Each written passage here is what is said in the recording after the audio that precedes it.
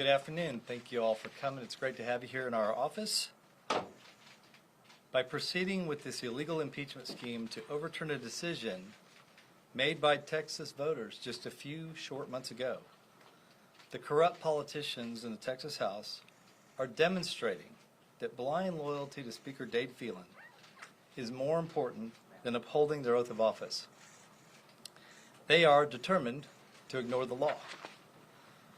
They have denied me the opportunity to present the evidence which contradicts their politically motivated narrative, and they are showcasing their absolute contempt for the electoral process. Every politician who supports this deceitful impeachment attempt will inflict lasting damage on the credibility of the Texas House, which I served in. The House is poised to do exactly what Joe Biden has been hoping to accomplish since his first day in office: sabotage our work, my work, as Attorney General of Texas. Their plot imperils critical litigation my office has brought against the Biden administration to end the federal government's attacks on our constitutional rights and the rule of law. There is no other state in this country with so much influence over the fate of our nation, and this is solely because of the relentless challenges I bring against Biden's unconstitutional policy agenda. Under my leadership, our state has sued Biden nearly 50 times to end his unlawful, tyrannical policies. In fact, this week, while the Texas House was killing essential bills on crime and illegal immigration and plotting their illegal impeachment scheme in secret, it was business as usual for me. I was launching lawsuits against the Biden administration and predatory corporations.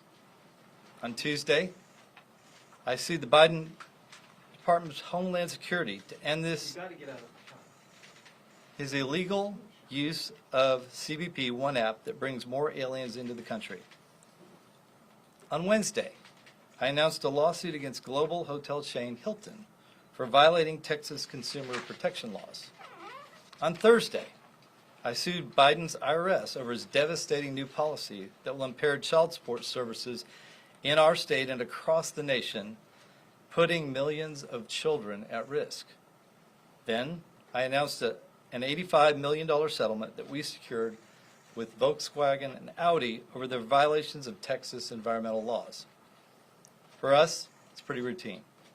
As Attorney General, I'm leading dozens of urgent challenges against Biden's unlawful policies. My lawsuits threaten his destructive attempts to open the borders, obliterate our Second Amendment rights, and destroy our country with extremist, tyrannical regulations. In addition to defending Texas from illegal federal policy, my office works night and day to solve cold cases, fight human trafficking, prosecute Medicaid fraud, and hold predatory corporations accountable when they harm the public. For this crucial work to continue, the political theater must come to an end.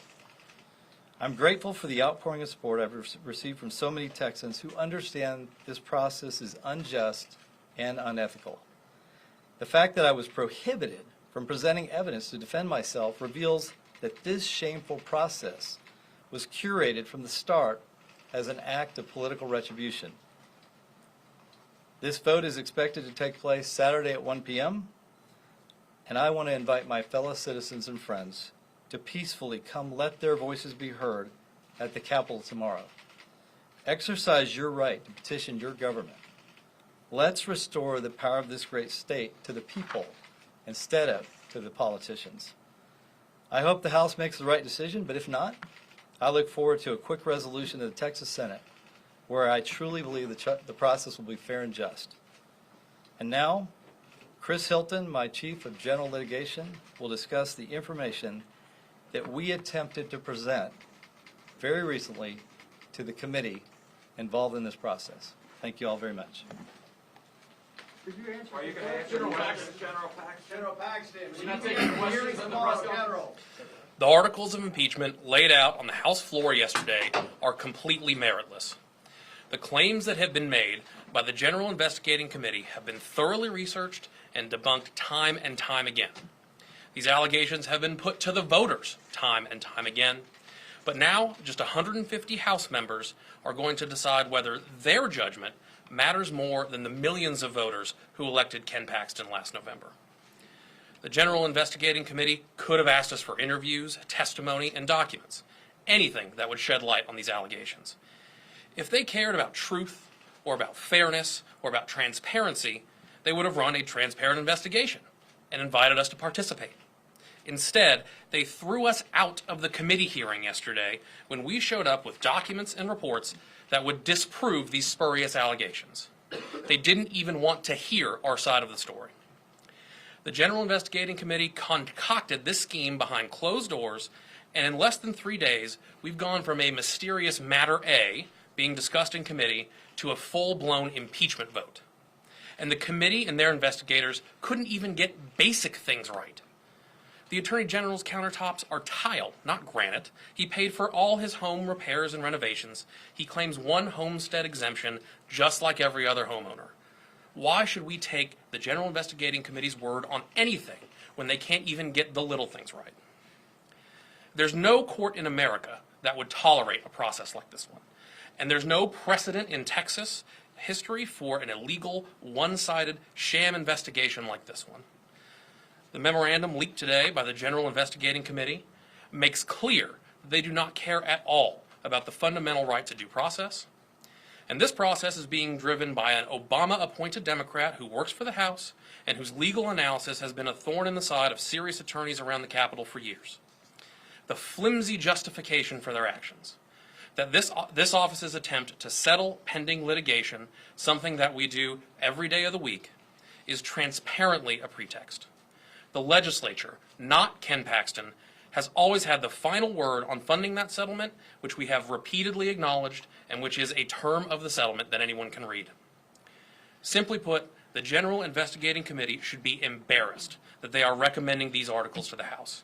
The members should be insulted that they're going to be asked to take a vote on this tomorrow. And make no mistake, this is an undemocratic and morally reprehensible attempt to overturn the will of millions of Texas voters. It is not too late for the House to do the right thing and to reject this illegal impeachment that violates Texas law, including Texas Government Code 665.081 and the prior term doctrine, which has been around for over a century in Texas case law. Texans knew about all of these allegations in the last election, and they rejected them by a margin of 10 percentage points. This is wrong, and the House members know it. But even if the General Investigating Committee and the Democrats are able to pass these articles, we look forward to working with the Texas Senate to bring all the facts to light and make clear that the voters' voices still matter in Texas. We trust that the Senate will be impartial, will value fairness, and will allow for our full participation in this process. As the Attorney General said moments ago, this is about ending the political theater and allowing the Attorney General to get back to the crucial work of fighting for Texans. Thank you. Well, the Attorney General will be at the hearing tomorrow. I So want you to if you answer guys any are leaving questions. the room and having a statement, can you please answer some of our questions and show transparency to the media? If the Attorney General did nothing wrong, why not answer questions? That's not a press conference.